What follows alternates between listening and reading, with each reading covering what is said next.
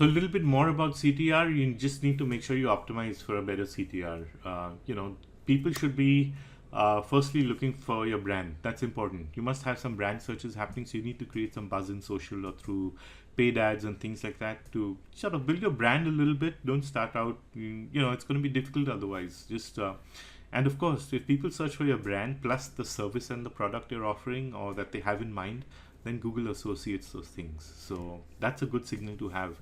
You can game this, right? There are ways, and if you stick with me through my other videos, I'll talk about how you can do this. So um, uh, now when people are searching for your brand, you need to make sure that your click-through rate is as close to 100% as possible, because anything below 60%, Google's going to think, hey, they're looking for Amazon, but why aren't they clicking on Amazon.com when it shows up, in the listings right on top?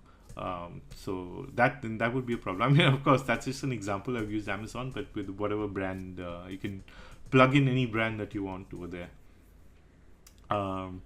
You just make sure you satisfy the user search query when they, with the result, when they click on it and they come to your site. I've talked about that in the previous slides. You don't want them bouncing back really quickly to Google. You want to keep your bounce rates below 55%. That's sort of the magic number that's floating around, and you want people to stick on your site for at least 50 seconds, a minute, 2 minutes. I mean, the more they stick, the better. The dwell times need to be high. You use a short and catchy name to improve your brand recall. So don't go and have a complex brand that people doesn't stick in the head easily.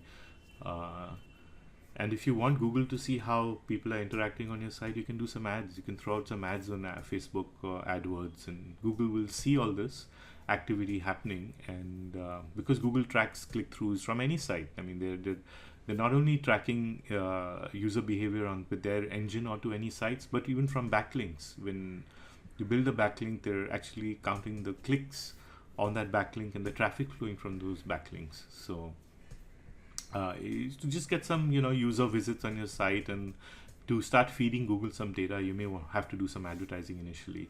Just provide better value than your competitors, period. That's the core issue here.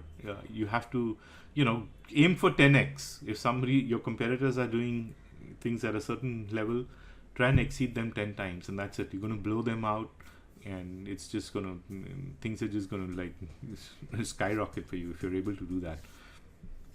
And make sure users return and share the content when they visit your site, and even bookmark the site in their browser. That's important. These are ranking factors, and you could trick Google in this way. This is like a small tip where you can have a contest on your site, and you can offer visitors 10% if they go back to Google and do a brand search.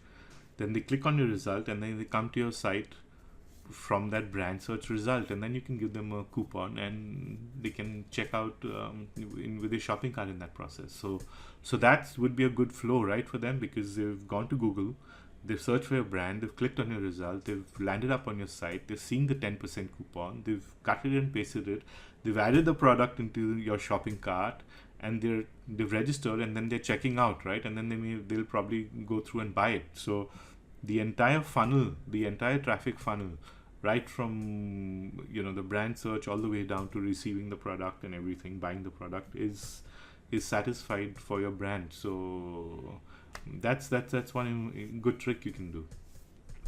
So with that said, let's move on to the next video.